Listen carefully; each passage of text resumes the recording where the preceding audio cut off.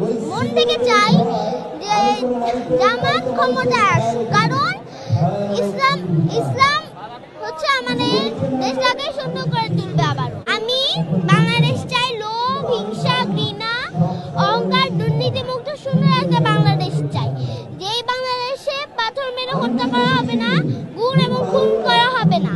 আমরা এখন ছোট মানুষ, আমরা এই সুন্দর বাংলাদেশে গড়ে উঠতে চাই। এবং সামনে নির্বাচন আসছে, নির্বাচনে আমি যেই দল ক্ষমতা আসুক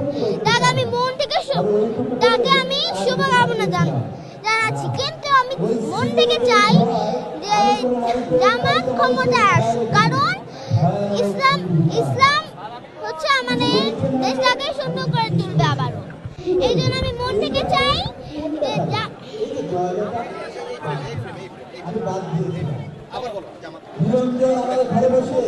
যে জামাত ক্ষমতায় আসুক।